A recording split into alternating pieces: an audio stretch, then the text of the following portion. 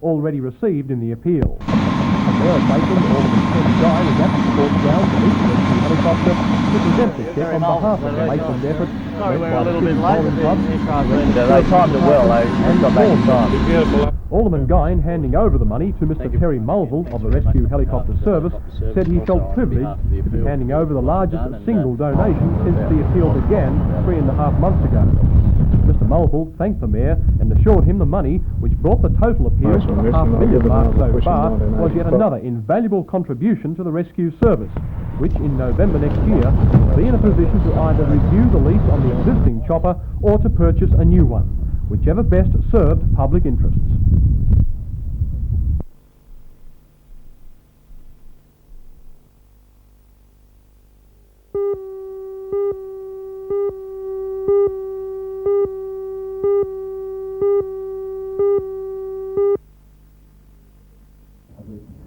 Mr. Beard believes the confusion over funding arose because most of the money, $2.7 million, has been earmarked for projects throughout the region, but he believes the remaining $1 million will be enough to see the school through any emergency repairs until June next year. Mr. Beard, is there a problem with funding for maintenance for our schools? No, let me say that categorically there is no problem with funding. We were allocated $3.7 million this year, and that's a very good allocation, and the Public Works Department has a commitment now which will keep it going right through to the end of the financial year. In fact, they have a $2.7 million commitment. The work's planned and it's going ahead. The impression that I would not want to give is that we've run out of money.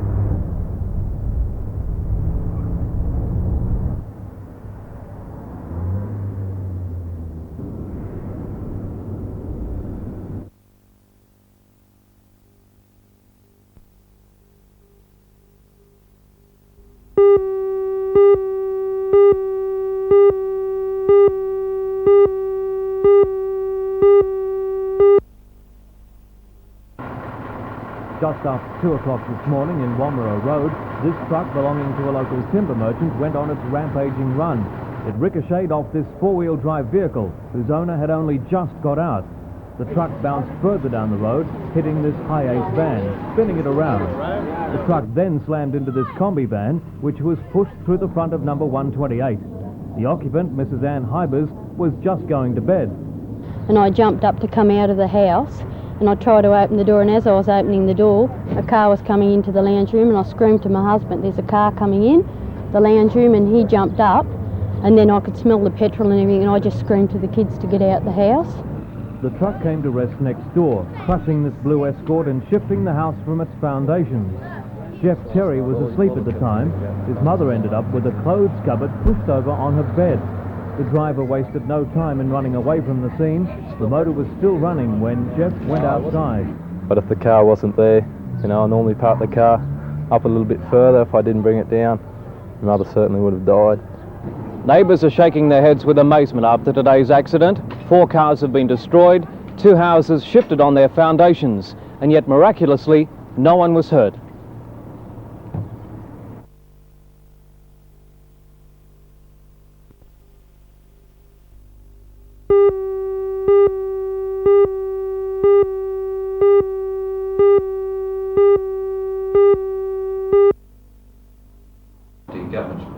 The county clerk, Mr. Warren Elliott, says if the council accepts an increase of 5.2% in domestic tariffs, as recommended by the Premier, it will be good news for the majority of the 173,000 consumers.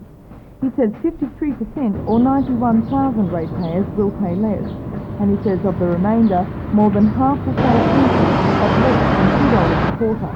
Mr Elliott says despite some support, the majority of citizens will not be disadvantaged because of the changes. So the council has 45,000 pension customers, and 22,000 or 49% will pay more, but of these 8,500 will pay only $2 per week per quarter. $2 per quarter more. The chairman of the Shortland County Council, Councillor John Jobling, says the council strongly opposed the standing charges when they were introduced back in 1982. Now that they've been abolished, he says it will make for a much more equitable electricity tariff system.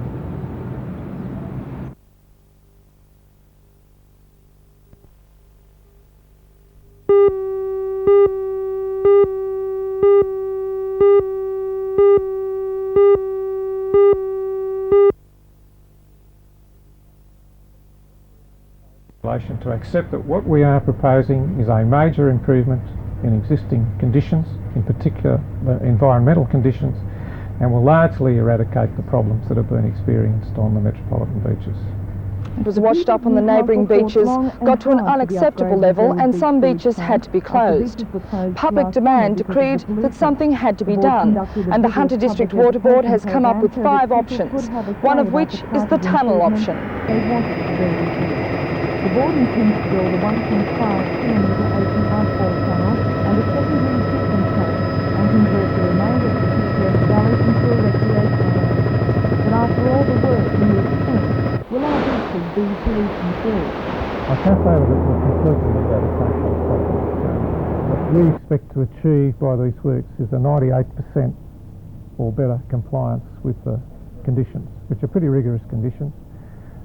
There are no ocean outfall treatment plants that can do better than that.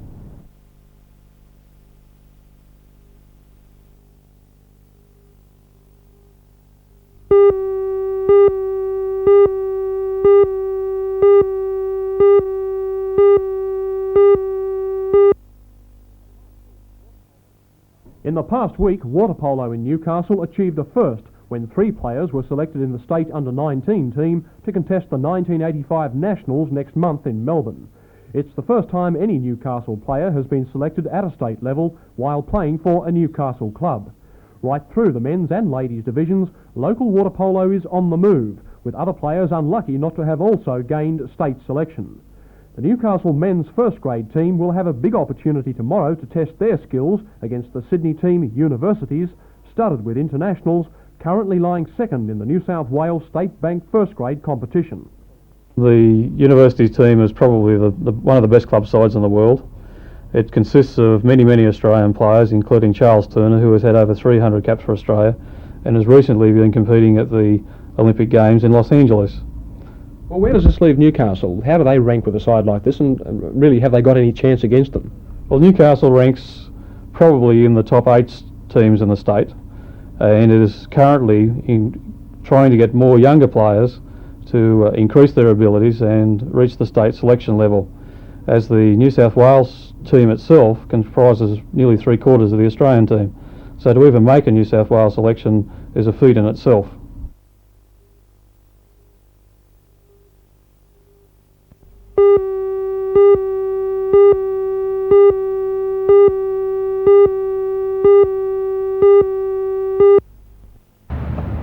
The Westpac helicopter flew 21-year-old Tim Bentley from Cronulla to receive Thank you very much, Paul. Appreciate that trip. at Royal Newcastle Hospital after today's accident. Many Australian passengers who were staying from Wagga were riding north along the Pacific Highway near Bulahula when the bike skidded on some gravel and smashed into a rock face at Oakland Hill. Stanley suffered cuts and abrasions and was treated at Bulahula Hospital. Police say the motorcycle is a write-off and the young men were lucky not to have received more serious injuries.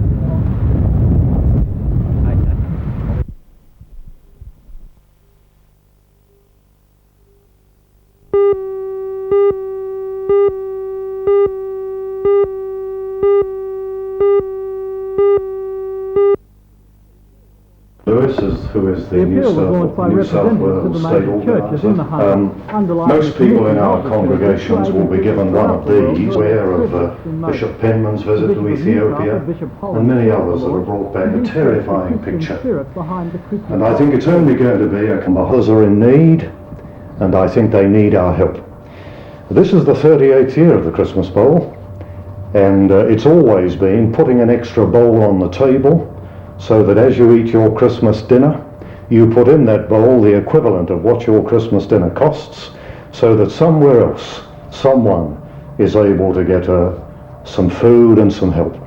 Thank you. Last year, the appeal raised over $1.7 million. Because I think it's not me launching it, I think people who are in a poor class on the hunt. But there is no doubt in my mind at all that this... If you saw a starving person the money will be used to try and alleviate the suffering in drought-stricken countries in Africa. The aim of the Christmas Bowl is in essence to enable people in third world countries to become more self-reliant, to be able to build up their own communities. So the emphasis is on building up communities rather than creating a cycle of dependence. In essence, that is a long-term aim, but we would also be wanting very much to respond to immediate short-term needs like the present drought in Africa.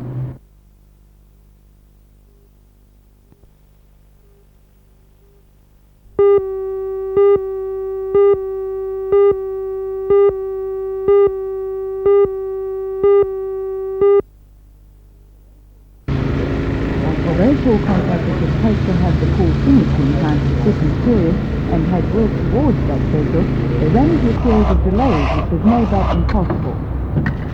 There were some delays at the beginning of the construction with additional excavation associated with the excavation of the pool and unsound subgrade material. That caused a couple of weeks setback. The contractor then later on, because of the extremely short lead time on this contract, experienced delays in the supply of some reticulation work. He now has that, but that set him back considerably on the construction of his plant house and filtration system. And in addition, we experienced a couple of weeks delay for wet weather. The original pool had to be demolished because of rusting supports and bad leakages in the walls of the pool. Construction on the new complex began earlier this year, and although the council's initial plan for the 3 pools plus a diving pool and a new grandstand had to be scaled down because of funding, contractors say they will now finish in late January to early February. The new pool has been constructed to comply with Olympic standards and has provision for electronic catchboards, but although the facility is there for the catchboards, these won't be connected this day. Are you disappointed that it won't be open in time for Christmas? We'll be just happy to get the pool opened and commissioned before the end of the season to allow the public access to it and allow operation for some period prior to having to shut down again for winter. So anything would be to our advantage.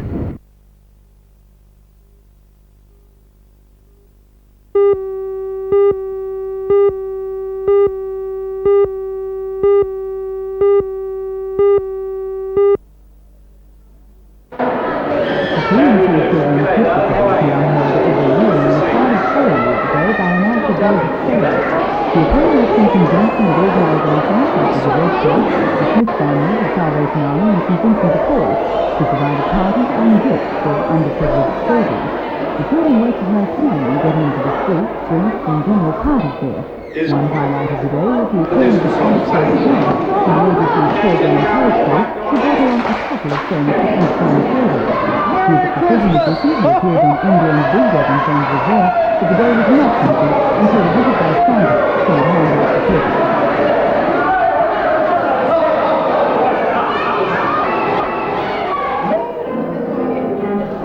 Meanwhile, across town, another Christmas party was underway. A group calling themselves Rose and Women had organised the party for many of the incapacitated or elderly people in the area. The group began their work 5 years ago, with the aim of providing mobility and companionship for those in need. Over 120 people attended the party today, made up of the group's members, volunteers, drivers, kitchen staff, and of course those people helped by the group. They were entertained by the rainbow. To make a full-time occupation out of the singing, dancing, reciting and providing music from the early days. This year, however, Santa was a woman, who sang a Christmas carol with the Rainbow Girls before giving along with a special Christmas card which has been made by each of the brownies and guides who delivered them as part of their Christmas project.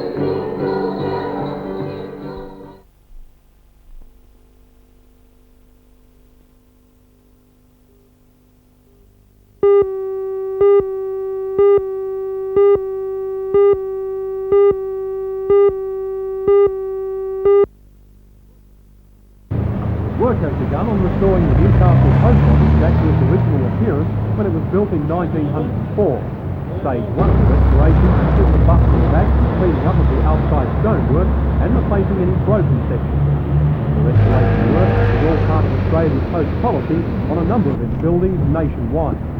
The Newcastle Post Office will eventually be refurbished throughout, and together with the new railway station, which is just undergone historical restoration, the city's East End will certainly be a showpiece of local heritage.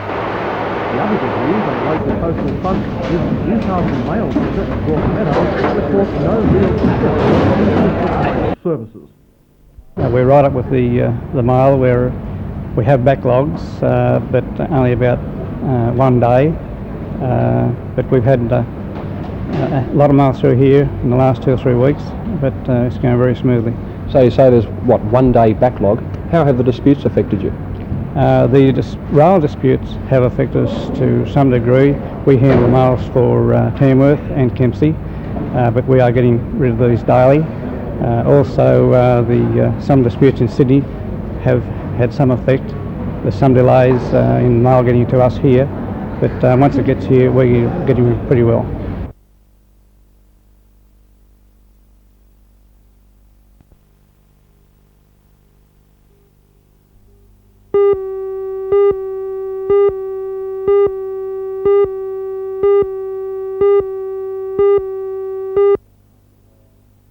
Funds available in There was little discussion at the Shortland County Council today after delegates had a chance to study the Chairman, Councillor John Jobling's recommended changes to the budget. Councillor Jobling says it's part of the SCC's responsibility to aid the community where possible, and he believes that the Council's 1985 budget will do just that. The Council decided to increase domestic tariffs by 4.93% instead of the 5.2% government ceiling.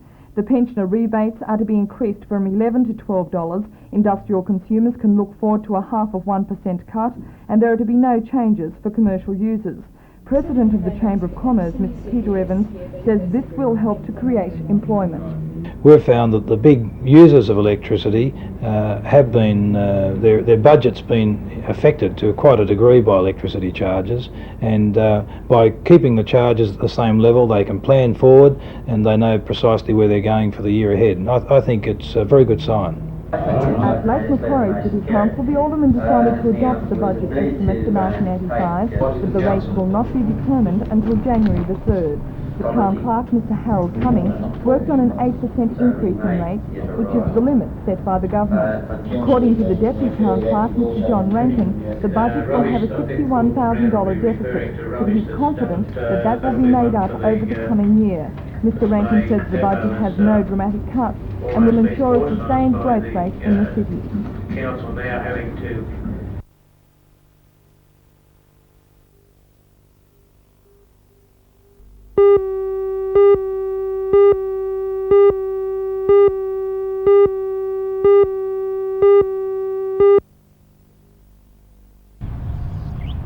The residents in the area surrounding Marist Park in Shortland have had to live with the rank fumes from the burning plastic and rubber for almost a week now. The area is a favourite playground for the neighbourhood children, and parents are fearful that the smouldering ground may collapse under a child if something is not done soon. For the fire brigade, which has been out at the site almost every day, it's an exercise in futility. The firemen simply can't get to the seat of the blaze. The brigade says a bulldozer is needed, and it's approached the Newcastle City Administration for assistance. A spokesman from the Newcastle City Administration told the firemen that the situation was under control. The owner would be found, and it would be determined whether he would pay for the bulldozer to unearth the blaze so that the firemen could put it out. But in the meantime, the residents of Shortland have to put up with a smoky Christmas.